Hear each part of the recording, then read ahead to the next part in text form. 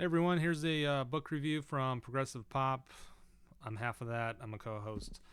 Uh, Anyways, we're going to be looking at different books occasionally. This is the first one, and I'm going to cut to the chase. How to Be an Anti-Racist by Ibram X. Kendi, a very popular book when it was released, coming out at a very heightened time of awareness.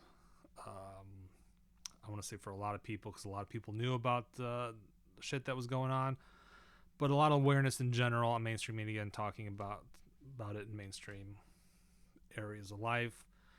Even your grandparents knew about it, and we're talking about um, racism on a lot of different aspects in life. Uh, Most notably, probably police brutality and police racism being at the forefront, but obviously in a lot of different areas, institutional racism, systemic racism, and policy racism, which is kind of where How to Be an Anti-Racist focuses. Um, so I went into this book thinking it was going to be a general way of thinking and resetting, myself personally, and how to approach day-to-day life. And if something comes up and I have like a spark of a racist thought,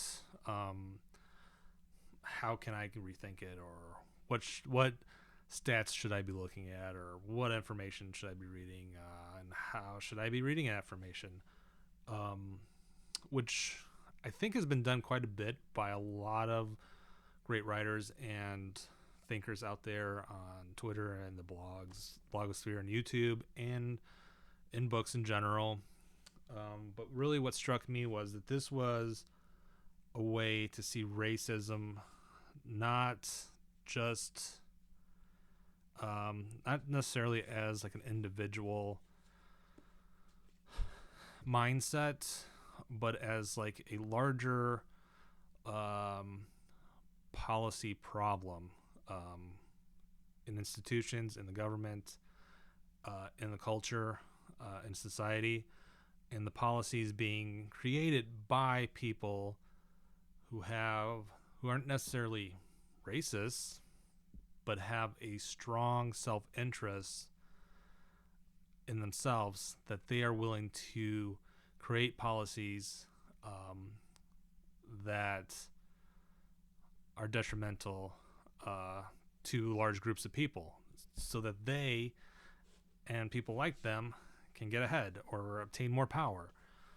Um, so it's not necessarily a look at how, someone who was raised in America, in the United States, born and bred there, uh, who is white passing like myself, or uh, lived mostly in a white culture and absorbed these racist ideas of seeing black people committing crimes on the nightly news, and those are the ones being announced all the time coming out of the city, or not having black people in my neighborhood, and so not knowing how to interact with them or talk with them, or afraid of saying something wrong, or blah blah blah.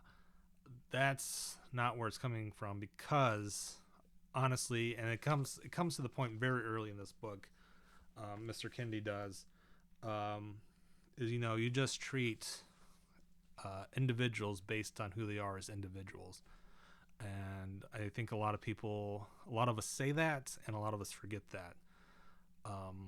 And we tend to move into the direction of, casting a wide net on people.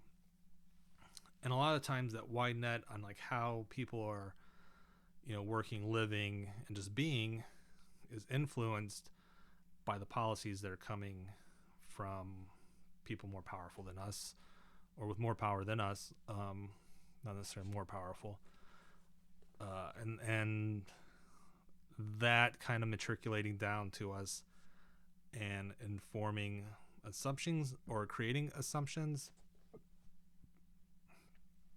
And that if we can, you know, those of us who are, and it's not you're not racist. You're either racist or anti-racist, as Mr.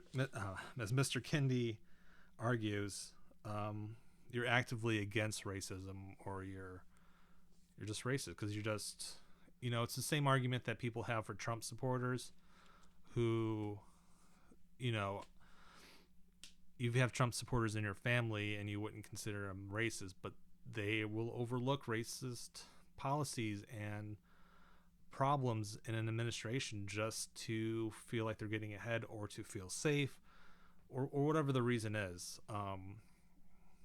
And so if you're not actively against racist policies, you're racist.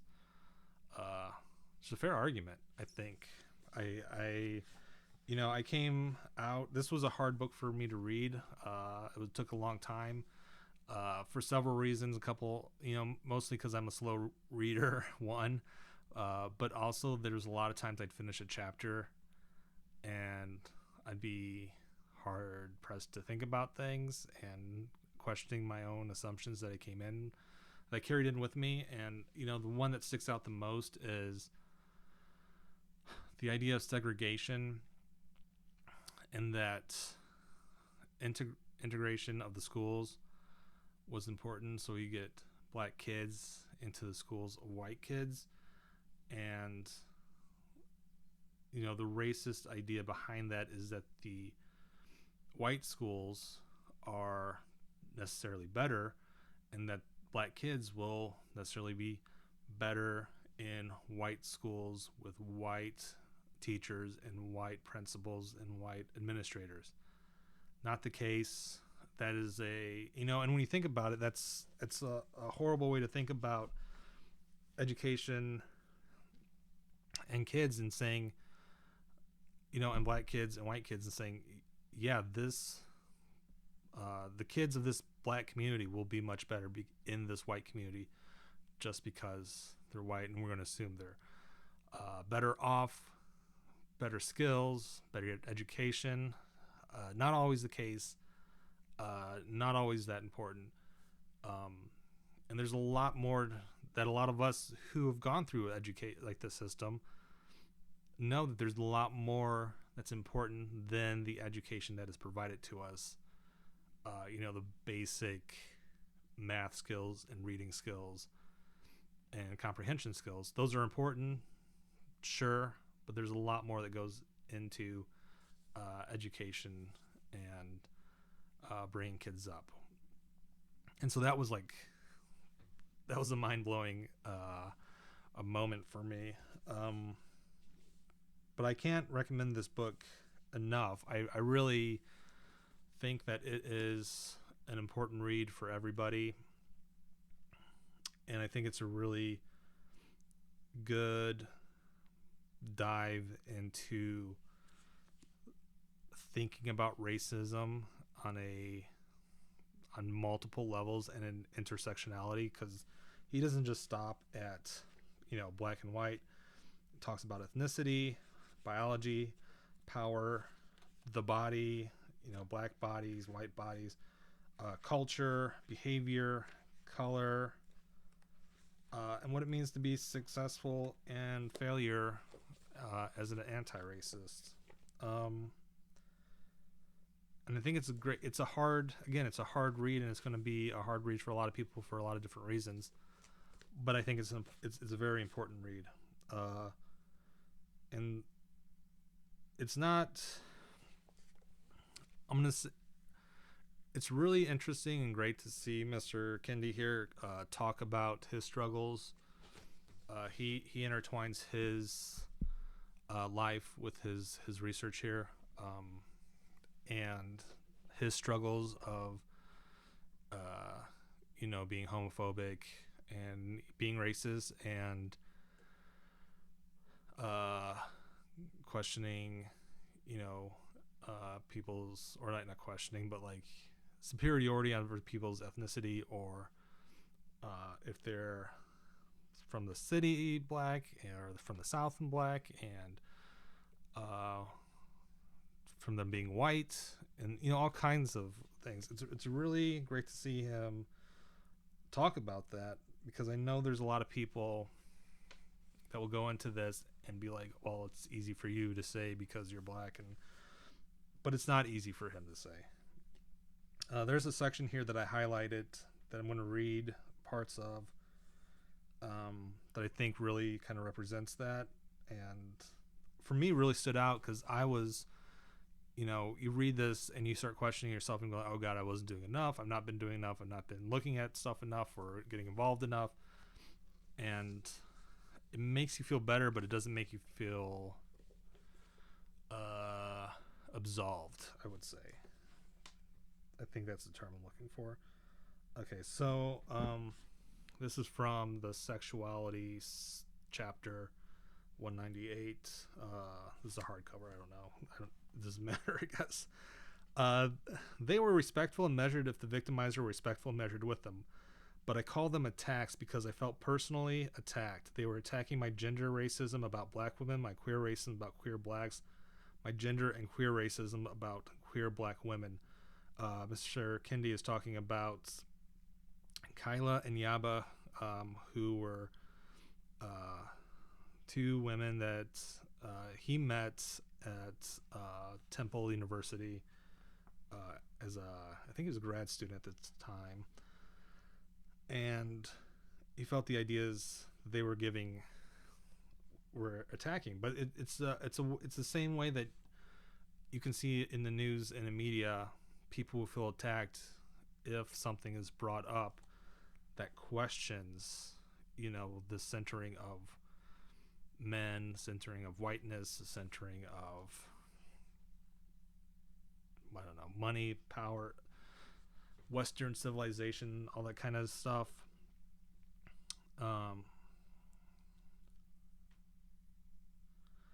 Yeah, I call them attacks, but in truth they were defenses, defending black womanhood and the humanity of queer blacks.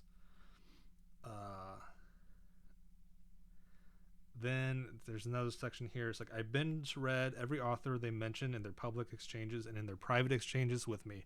I gobbled up Andre Lord, E. Patrick Johnson, Bell Hooks, Joan Morgan, Dwight McBride, Patricia Hill Collins, and Kimberly Crenshaw like my life depended on it. My life did depend on it. I wanted to overcome my gender racism, my queer racism, but I had to be willing to do for black women and queer blacks what I had been doing for black men and black heterosexuals, which meant first of all learning more and then defending them like my heroes had. So I think that's what this book, that paragraph for me kind of puts into focus what this book is about and what learning about racism is. It's not to, make us feel better as we navigate these, I don't want to say times, God, that sounds so stupid, but just navigating life in general. And being willing to put yourself out there and to learn more about groups of people that you weren't raised around, you haven't talked to, you haven't been familiar with, whether it's black people, queer people, black queers, or black queer people, black queers, but it's it's a great book. So I don't want to talk about the writing. The writing's great too. I mean, he's a great writer. The way he intertwines his personal life stories with research is really good, really amazing. Great, and also great notes back here, and further reading that you can, I think, get lost in. There's a lot of times that he mentions, like, I just read that bunch of author names. He'll mention a bunch of people, and I'll end up going on Amazon or bookshop.org and searching for books to put on my lists. Not like I have enough to read, but I mean, that's what a great book does. Especially a nonfiction book sprinkles a little trail for you to start following. But anyways, yeah, let's. It's a notable book from 2019, a bestseller. Everyone's talked about it. I'm late to the bus. It's 2021, and I just got this year and just finished it this month. But yeah, Ibram X. Kendi, How to Be an Antiracist. Highly recommend. I'm going to probably pick up his other work soon. I'm Stamped from the Beginning, the definitive history of racist ideas in America and the Black Campus Movement. Those look really good, really interesting. So yeah, highly recommend for anyone. There's like no group in particular I think that would not benefit from reading this. But yeah, that's my book review. So if you like the book review, let me know. If you just have thoughts on the book, leave comments below. Like, subscribe, all that kind of stuff. I am a co-host for podcast Progressive Pop. We look at pop culture and kind of deconstruct what they're trying to say about the status quo and America in general, the United States. We currently just look at movies, but we're going to be bringing in books for these book reviews. But again, I'm a slow reader, so my book reviews will be, coming in slow. And yeah, that's it. Information down in the doodly-doo. And thanks again.